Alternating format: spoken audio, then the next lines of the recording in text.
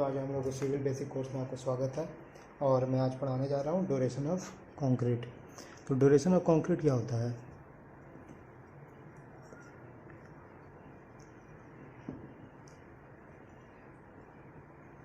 तो duration of concrete उसको कहते हैं कि जैसे strength of concrete is increase with the duration of curing.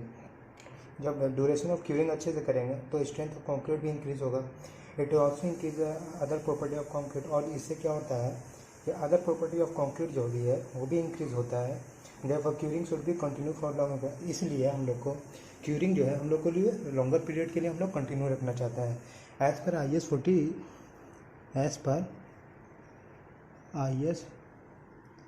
456/2000 जो क्यूरिंग ऑफ पोर्टलैंड है, the curing of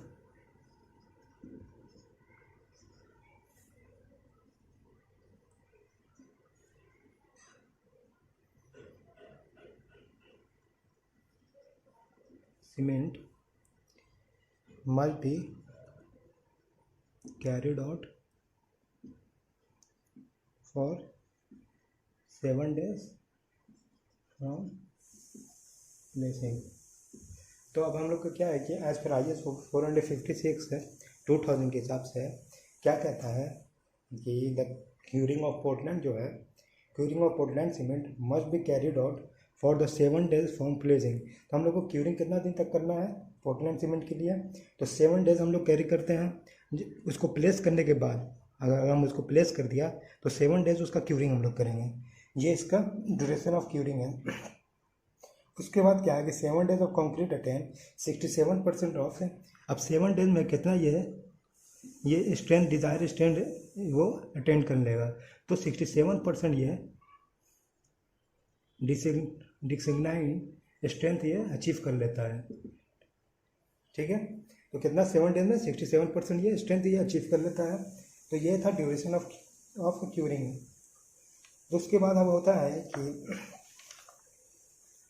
the concrete should be cure for at least 10 days where minimum admixture where mineral admixture cement are use. अब जब mineral admixture use करते हैं हम लोग, mineral admixture, इसके लिए हम लोग कितना दिन तक हम लोग क्यूरिंग करेंगे? तो इसके लिए हम लोग 10 days क्यूरिंग करेंगे। ये होता है। अब इसमें क्या होता है कि the period of curing should not be less than 10 days for concrete expose to dry and hot weather condition. अब क्या है कि अगर कंक्रीट जो है हॉट या ड्राई रीजन में होगा, इसके लिए हम लोग एटलीस्ट 10 days हम लोग क्यूरिंग करेंगे। ये इसका क्यूरिंग पीरियड का ड्यूरेशन है। ठीक है, तो हम लोग क्या सीखा ड्यूरेशन ऑफ क्यूरिंग में कि स्ट्रेंथ ऑफ कंक्रीट जो इंक्रीज होता है ड्यूरेशन ऑफ क्यूरिंग के हिसाब से इंक्रीज होता रहता है। अगर इसमें और क्या क्या होता है कि ड्यूरेशन ऑफ क्यूरिंग में किया अदर प्रॉपर्टी को भी इंक्रीज करता है। उसके बाद क्यूरिंग जो होता है therefore curing should be continue for longer period. इसीलिए हम लोग को क्यूरिंग जो है लॉन्गर पीरियड के लिए कंटिन्यू करना चाहिए। अब IS 146 क्या कहता है 2000 कि क्यूरिंग ऑफ पोर्टलैंड सीमेंट जो है वो एटलीस्ट 7 days का होना चाहिए after date of placing of concrete से। उसके बाद क्या कहता है कि it's the 7 day of concrete जो है 7 days में कंक्रीट कितना अटेंड करता है? तो 67% डिसिग्नाइन स्ट्रेंथ अचीव कर लेता है। उसके बाद क्या होता है कि the concrete should be at least 10 days हम लोग को क्यूरिंग करना है अगर मिनरल एंड मिक्सचर उसमें ऐड करेंगे। उसके बाद द पीरियड ऑफ क्यूरिंग जो है वो नॉट लेस देन 10 days होना चाहिए, क्योंकि अगर वो हॉट या ड्राई रीजन में है तो। उसके बाद वो होता है कि strength of ordinary cement with different period. अब कितना स्ट्रेंथ अचीव करता है डिफरेंट पीरियड ऑफ टाइम में? Strength of ordinary Portland cement with different period. तो 1 days में कितना अचीव करेगा? ये 16% अचीव करेगा। 3 days में कितना अचीव करेगा? ये 40% अचीव करेगा। 7 days में कितना अचीव करेगा? ये तो 67% अचीव करेगा। 28 days में कितना अचीव करेगा? ये तो 100% अचीव कर लेता है। 3 month में कितना अचीव करता है कंक्रीट? तो 122% अचीव कर लेता है। और 6 मंथ में तो इसका हो जाता है 146%। और 1 ईयर में कितना ये अचीव कर लेता है, तो हो जाता है इसका 155%। तो ये था कि strength of concrete different period of time में कितना परसेंट वो अचीव हो जाता है, उसका स्ट्रेंथ कितना परसेंट अचीव होता है। तो 1 डे में 16%, 3 डे में 40, 7 डे में 67, 28 डे में 100% हो जाता है, 3 मंथ में 122% होता है, 6 मंथ में 146% हो जाता है, और 1 ईयर में 155% हो जाता है। यह था हम लोग का ड्यूरेशन ऑफ क्यूरिंग एंड इसमें स्ट्रेंथ कितना अचीव होता है, यह था हम लोग का। ठीक है।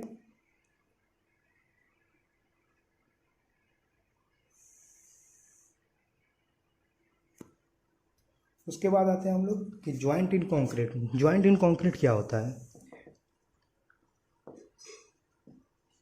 ठीक है।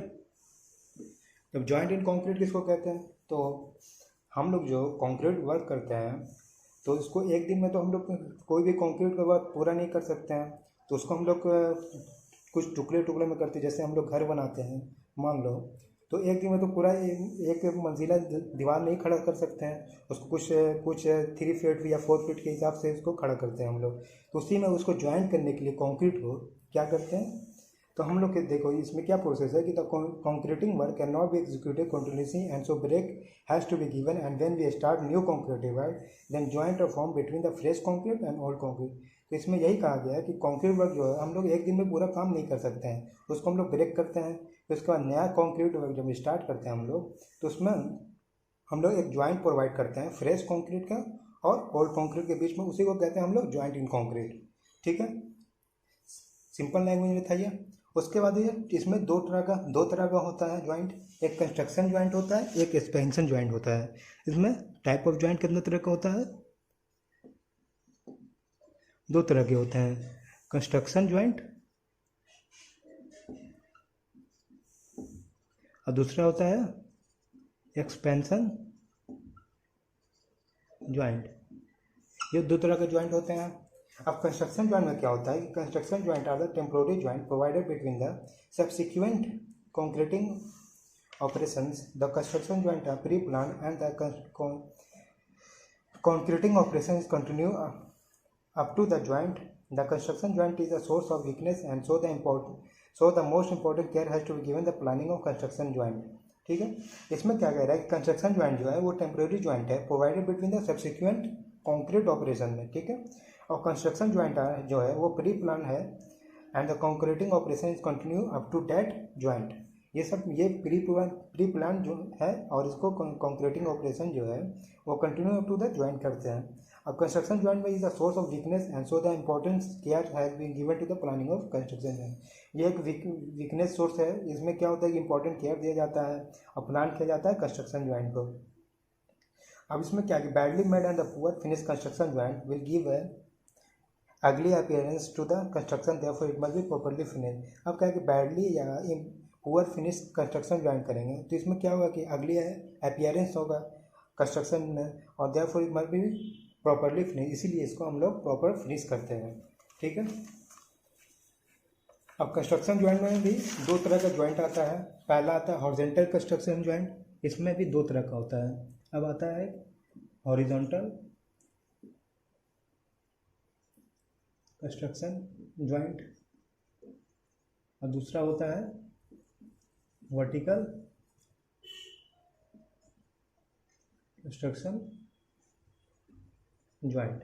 ठीक है, अब तो हॉरिजॉन्टल कंस्ट्रक्शन ज्वाइंट में क्या होता है कि horizontal construction joint should be continuous stretch and due to it look are pleasant. अब ये जो हॉरिजॉन्टल कंस्ट्रक्शन ज्वाइंट जो है वो कंटिन्यूअस स्ट्रेट होता है और ड्यू टू दिस इसके कारण क्या होता है कि ये प्लेजेंट लगता है, देखने में अच्छा लगता है। इन केस ऑफ टैंक और other structure which impound water, copper, rubber, PVC or galvanized iron, steel known as water stop are usually placed in horizontal construction joint given.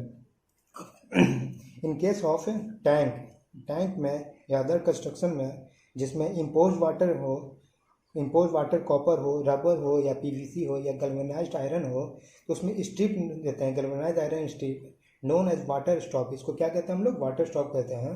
Usually place in horizontal construction joint में हम लोग place करते हैं इसको। ठीक है। उसके बाद आता है हम लोग वर्टिकल कंस्ट्रक्शन ज्वाइंट क्या है। तो construction joint in slab and beam are usually vertical. अब हम लोग जानते हैं कि कंस्ट्रक्शन ज्वाइंट जो होगा स्लैब में अगर हम लोग कंस्ट्रक्शन ज्वाइंट करेंगे या बीम में करेंगे तो वो क्या होगा, वर्टिकल ही होगा। And joint in beam and slab should be form eight the point of minimum share. अब हम लोग ज्वाइंट कहाँ पर देते हैं, बीम और इसमें स्लैब में, तो जहाँ पर मिनिमम शेयर हो वहाँ पर हम लोग ज्वाइंट देते हैं। तो it is not a desirable source of construction joint at the point of maximum bending moment. तो हम लोग यही कि मिनिमम शेयर पर हम लोग देते हैं, तो it is also not desirable to have the construction joint at the point of maximum bending moment. तो ये हम लोग का डिजायरेबल नहीं है कि कंस्ट्रक्शन ज्वाइंट जो है हम लोग मैक्सिमम बेंडिंग मोमेंट की जगह पर दें। Therefore, the joint should be made at the extreme position of the middle third in the joint of strip of copper is used to ensure water tightness। इसलिए हम लोग क्या करते हैं कि जो जो ज्वाइंट देते हैं हम लोग स्ट्रीम पोजीशन पर देते हैं, जो मिडिल थर्ड होता है वहाँ पर हम लोग ज्वाइंट प्रोवाइड करते हैं। इसमें इन दिस ज्वाइंट में अब उस ज्वाइंट में क्या करते हैं कि स्ट्रिप ऑफ कॉपर यूज करते हैं जो इंश्योर करता है वाटर टाइटनेस को। ठीक है। अब इन दोनों का फिगर कैसा है, तो हॉरिजॉन्टल ज्वाइंट का फिगर है इस तरह से, फिगर ये प्रोवाइड है।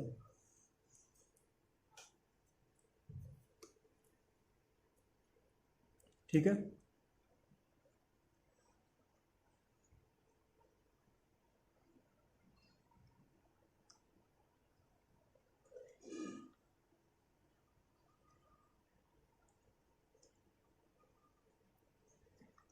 ये हो गया हम लोग का कंस्ट्रक्शन ज्वाइंट, हॉरिजॉन्टल के लिए हो गया ये।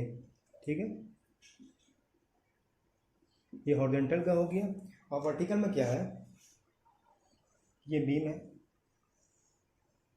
ठीक है, ये कंस्ट्रक्शन ज्वाइंट है।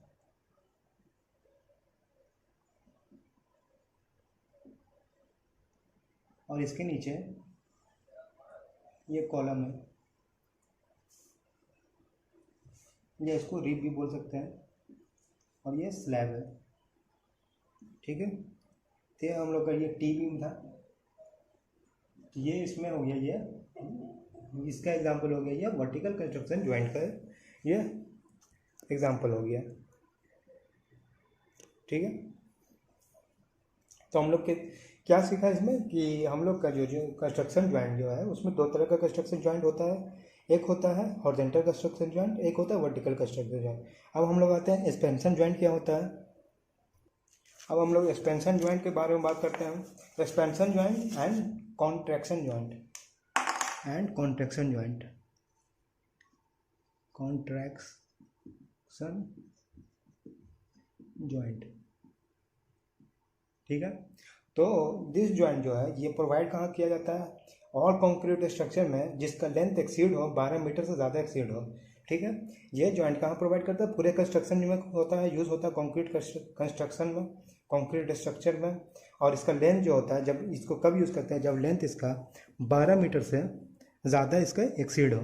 ठीक है, 12 मीटर ज़्यादा एक्सीड हुआ तो हम लोग क्या ज्वाइंट करेंगे, एक्सपेंशन ज्वाइंट यूज़ करेंगे और कॉन्ट्रैक्शन ज्वाइंट को यूज़ करेंगे। अब इसका दो पर्पस होता है यूज़ करने का, to allow the change in volume of concrete due to temperature.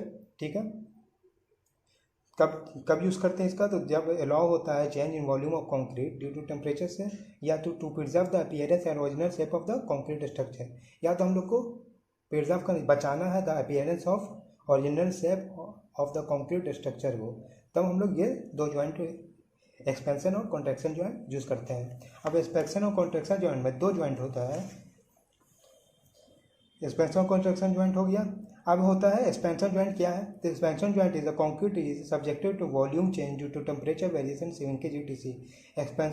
Concrete is subjected to volume change due to temperature variation shrinkage etc। Therefore the provision must be made to cater for the volume change by the way of joint to relieve the stress produce. ठीक है, अब expansion joint कहाँ use करते हैं, जहाँ concrete जो है subject होता है वॉल्यूम चेंज जहाँ होता है कंक्रीट का, क्यों किसके कारण होता है, तो टेम्परेचर वेरिएशन या श्रिंकेज के कारण। उस जगह पर हम लोग क्या करते हैं कि हम लोग वॉल्यूम को चेंज होने से बचाने के लिए क्या करते हैं, एक्सपेंशन ज्वाइंट यूज़ करते हैं हम लोग। ठीक है, अब क्या है कि it is estimated at worst condition a long building में undergoes an expansion of 2.5 centimetre. अब होता है कि जब वर्स्ट कंडीशन होता है तो लॉन्ग बिल्डिंग जो है वो क्या होता है, एक्सपेंशन में जाता है, 2.5 सेंटीमीटर के एक्सपेंशन होता है उसमें।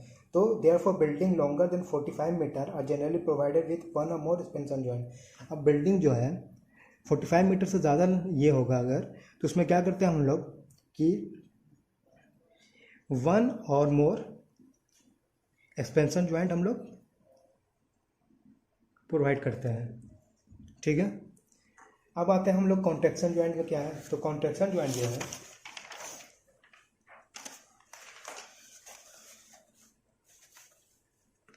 Contraction joint are more important in concreting है, ये बहुत इंपॉर्टेंट है कॉन्क्रीट में। They provide for contraction of concrete cause by drying sinking. अब एक्सपेंशन मतलब क्या हुआ, फैलना, और कॉन्ट्रैक्शन मतलब क्या हुआ, सिकुड़ना।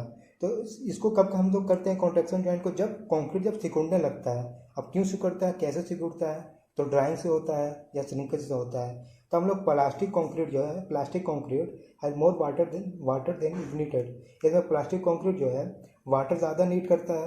तो when concrete hardness water evaporate causing shrinkage. अब श्रिंकेज कैसे होता है, जो कॉन्क्रीट हार्ड होने लगता है तो इवेपोरेशन ऑफ वाटर होता है, उसी कारण श्रिंकेज होता है। अब ठीक है, तो concrete also contact on amount. अब उसके कारण जब श्रिंकेज होना स्टार्ट होगा तो क्या होगा, कॉन्क्रीट जो है कि वो कॉन्ट्रैक्शन होना स्टार्ट हो जाएगा, कॉन्टैक्ट करेगा।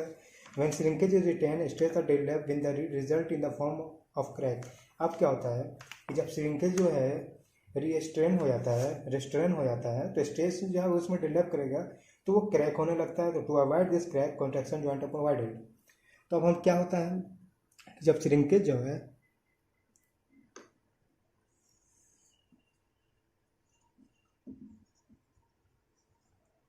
श्रिंकेज जो है